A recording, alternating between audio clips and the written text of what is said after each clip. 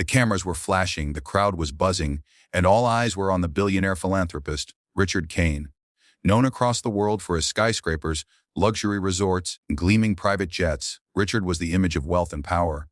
He was visiting a small inner-city school in Atlanta, a place his foundation had donated a library to. For him, it was supposed to be just another photo, another public relations move.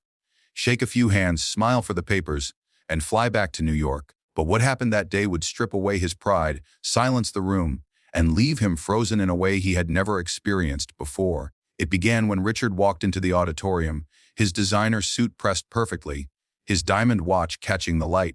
The principal introduced him with glowing words about his generosity. Kids clapped politely, though many were whispering and rolling their eyes. They'd seen people come and go, promising to help, while their lives in the neighborhood never changed. Among the crowd sat Jamal, a 12-year-old boy with wide, curious eyes and a hand-me-down hoodie 2 sizes too big. Jamal wasn't supposed to be there that day. He usually skipped assemblies because he didn't see the point, but his teacher had convinced him. Just listen, Jamal. You might hear something useful.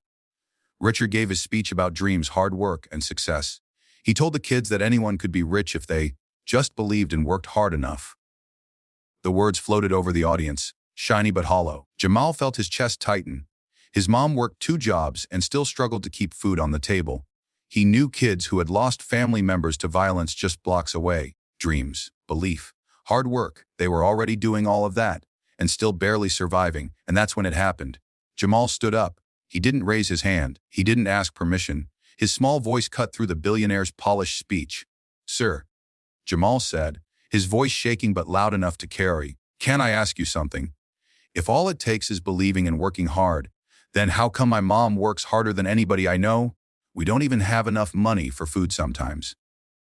How come my big brother believed he could make it out, but he got killed before he had the chance? You tell us to dream, but what are we supposed to dream about when the world keeps taking everything away?" The room went silent. Teachers shifted nervously. Some kids gasped. The principal opened her mouth to scold Jamal, but Richard raised his hand, signaling her to stop.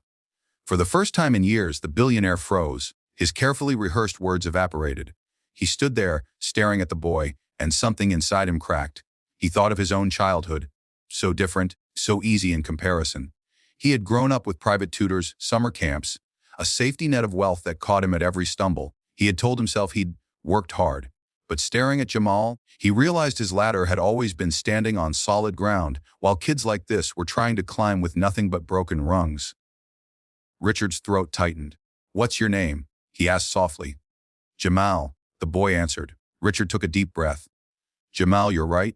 His voice wavered. "I came here thinking I was helping. But you just taught me something I needed to hear. Hard work isn't enough when the system is broken." The crowd shifted, the energy in the room changing. The billionaire did something no one expected. He walked off the stage and down to Jamal's row. He looked the boy in the eyes and knelt. Cameras kept flashing, but this wasn't for them anymore. It was real. That day became the turning point. Instead of leaving after the event, Richard stayed. He spent hours talking to students, teachers, and parents. He didn't talk about success anymore. He listened. He listened to stories of broken schools, unsafe streets, parents working 3 jobs, kids hungry while trying to do homework. For the first time in his life, he understood that money wasn't just about luxury. It was a tool that could either build walls or break them down. The challenges weren't small.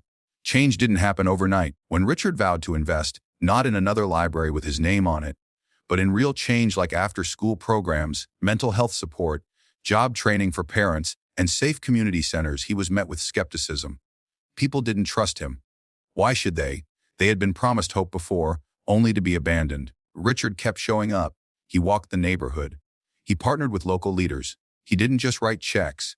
He asked what was truly needed. There were setbacks, projects delayed, critics saying he was wasting money. Some accused him of using kids as charity cases, but each time doubt crept in, Richard remembered Jamal's voice. What are we supposed to dream about? That question haunted him and guided him. Jamal faced his own challenges too. He was still a kid trying to survive in a tough world. Now he had mentors, he had safe spaces after school. He had resources his family had never known before. Slowly his life began to shift. One day, years later, he stood on a stage of his own, this time as the first in his family to graduate from college. sitting in the front row with tears streaming down his face, was Richard Kane. The billionaire who once froze at a boy's question had found his answer, not in wealth, but in purpose. And the message that story leaves behind is powerful. True change begins when someone stops speaking and starts listening.